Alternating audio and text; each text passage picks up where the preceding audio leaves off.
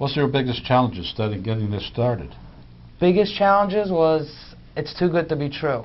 That was our biggest challenge. People, if you give them something good, they hesitate, they doubt, they don't think it's real, they want it, you know, there's skepticism. Right. We wanted to, but that's why we joined forces with NJLBA, and Jim was very helpful in us getting the message out that this is a real program and it works. We're doing about 800 college kids every month during college season. Really? Yes. And we applied the same formulas with a little bit of modifications, and the biggest problem was the people in the beginning, they were hesitant to use it because they didn't think, oh, if I get brought there, am I going to get brought back? But everybody who has used it so far calls us every single week. All right. Go ahead, Jim. Originally what we'd done in Wharton, we had a fundraising pub crawl where you'd go from bar to bar to bar, and I had said to Mo, it's crazy to have people walking through our town an event that involves alcohol. So Mo and I got together and we decided we're going to put 4 vans on the road. And for $5 you could pay for an armband, and a van will bring you around to each different place and nobody'd have to walk. So we cut down liability because, God forbid, a person got hit by a car walking through town when you're doing a fundraiser for a family who's already in need. We wouldn't want to have another family be in need because of the fundraiser that we were doing. So we started it with that, and then once we seen that worked that night and we were getting people home, everything was going so smooth that we decided to do a pilot program in Wharton. And we got all the licensees in Wharton to sign up for the pilot program, and within a month and a half, people were calling us saying, how can we get involved with this? And then it started to grow, and we went from 7 bars to 14, now we're up to 45 bars in the county. And we also have Sussex County involved, we have Cape May County just getting involved, and Cumberland County is trying to come on board now as well. And we're talking to people in Patterson, Passaic, Hudson, and Essex County to get the programs working there as well. And the bar owners seem to be very receptive for it because it's, like I said, getting a DUI today is devastating, and God forbid somebody gets killed because they're driving. As an owner, I don't want that to happen because my customers are my family as much as every other tavern owner in the state. I'm not speaking for myself, but our business is our people, and we don't want to lose anybody. So this program is wonderful. The program works, and we're hoping through this and other things that we can get people to help donate. We're looking for grants. We're looking for corporate sponsors like Budweiser, Anheuser-Busch themselves, and then Absolute Vodka. We're asking everybody who makes alcohol out there to be part of this program eventually. And we see no reason why not. No, it's a good idea. Mo, how did you come about with this? How did this all start? How did it all start? At first, originally, the concept came to me when I went away to college in Long Island. I saw all my fellow students going out every night. They weren't going close because I was in a pretty suburban area. They were going to like 10, 15 miles away, drinking and then driving back.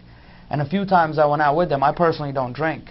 So I saw them and I just couldn't believe that people in this state of mind are going to be driving. So I started thinking of what I could do, and I started with one van. I purchased a van, I put it on to college. I let the kids start using that. And then from there, the program just grew.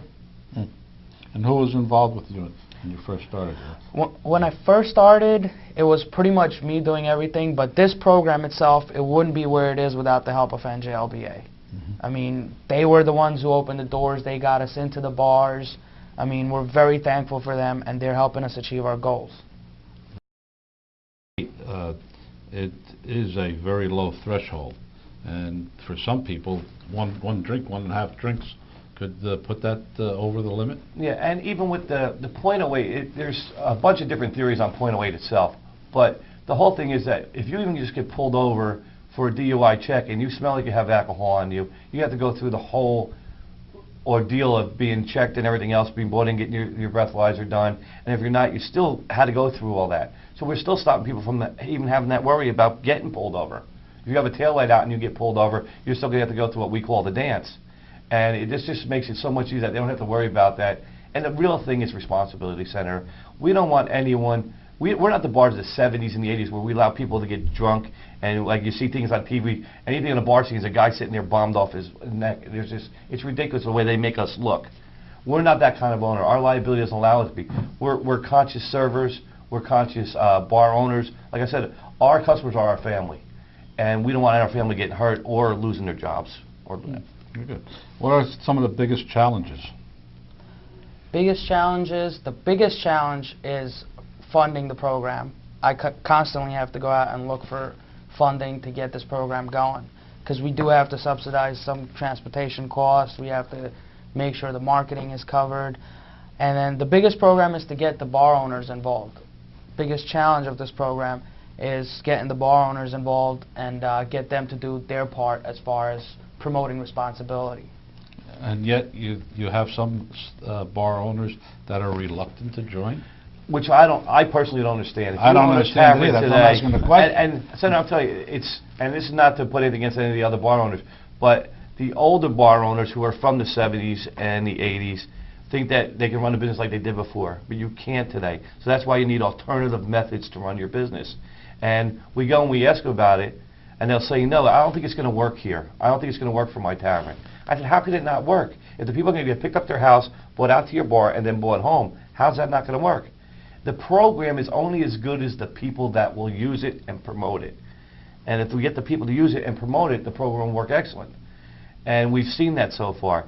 And what happens is, if I'm a tavern owner and I didn't join this program, my customer goes over to Bob's bar and says, hey Bob, how come you don't belong to this program? I'd love to come to your place tonight, but I can't because I can't take a safe ride there.